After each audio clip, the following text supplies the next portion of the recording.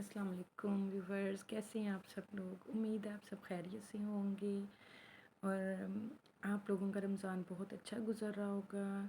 हम अल्लाह ताला हम सब के लिए आसानी वाले मामलात करे और बहुत अच्छा रमज़ान मुबारक गुज़ारने के साथ खैर व आफ़ियत वाले मामलात करे हम सब के साथ।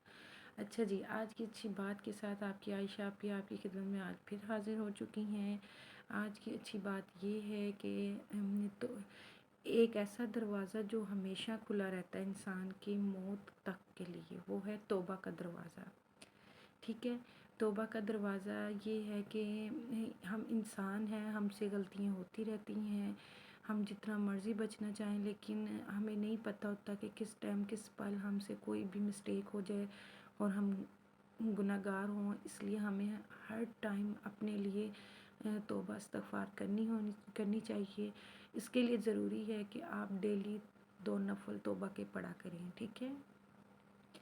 उसके बाद आप अपने एनालिसिस किया करें कि हमसे कोई ऐसी गलती, कोई ऐसे अल्फाज मुँह से अदा ना हो जिसकी हम गुनाहों के ज़मरे में आ जाएं और हमारी ज़िंदगी हम पे मुश्किल हो जाए। ऐसा कुछ नहीं होना चाहिए, ठीक है ना। उसके लिए सबसे बेहतर ये है कि हमें चलते फिरते इस्तग़फ़ार का विर्द मस्ट करना चाहिए। उसके साथ हमें नफ़ल भी पढ़ने चाहिए तौबा के। और ये नहीं है कि अगर आपसे कभी गलती हो जाती है तो आप ये समझें कि भी हम हमारे लिए बख्शिश का कोई दरवाज़ा नहीं है। हमारे अल्लाह ने हमें इस चीज़ का यानी कि यकीन दिलवाया है कि अगर हम ज़िंदगी में कोई भी गुनाह कर लेते हैं, उसके बाद अगर हम इस्तग़फ़ार करते हैं तो मेरा प्यारा रब हमें माफ़ करेगा इंशाअल्लाह, क्योंकि हमने अपने अल्लाह से माफ़ी मांगी है। और नेक्स्ट टाइम उसको ना करें, उस गलती को मत दोहराएं। उसके लिए सबसे ज़रूरी ये है कि आपकी नीयत पुख्ता होनी चाहिए इस बात के लिए कि हम नेक्स्ट डे ये अमल नहीं करेंगे जिससे हम ज़ाहिर बात है गुनहगार हों। ये बहुत ज़रूरी है उसके लिए कि आप लोग इस्तग़फ़ार करते रहा करें और अपने माइंड सेट को उसके मुताबिक ढालने की कोशिश करें कि नेक्स्ट टाइम हमसे कभी भी ये वाली गलती नहीं होगी और ना हम जानबूझकर करेंगे। फॉर एग्ज़ाम्पल अगर कोई पर्सन ऐसे हैं जो फॉर हम नमाज की बात करते हैं, हम किसी और गुनाह की बात नहीं कर रहे कि नमाज कुछ पर्सन ऐसे होते हैं जो नहीं पढ़ते रेगुलर, अगर कभी पढ़ ली कभी छोड़ दी, हालांकि उनको पता भी है नमाज हमारे लिए कितना ज़रूरी है। अगर ज़िंदगी में कुछ ज़रूरी है तो वो नमाज कुरान है, ठीक है। प्यारे नबी की सुन्नत के मुताबिक ज़िंदगी गुजारना है, हमारे प्यारे अल्लाह का हुक्म है उसके मुताबिक ज़िंदगी गुजारना है। अगर हम लोग ये चीज़ें नहीं अपनाएंगे तो हम नामुराद व नामूस इंसानों में कहलवाएंगे, ठीक है ना। उसे सबसे ज़रूरी ये है कि अगर कोई इंसान नमाज नहीं पढ़ता, उसको अल्लाह की तरफ से नमाज की तौफीक नहीं हो रही, तो उसको चाहिए कि वो ये ना समझे कि वो बहुत बड़ा इंसान है इसलिए या वो कुछ भी कर सकता है। ऐसा कुछ नहीं है। जब अल्लाह नाराज़ होता है अपने बंदों से सबसे पहले सिजदे की तौफीक छीन लेता है।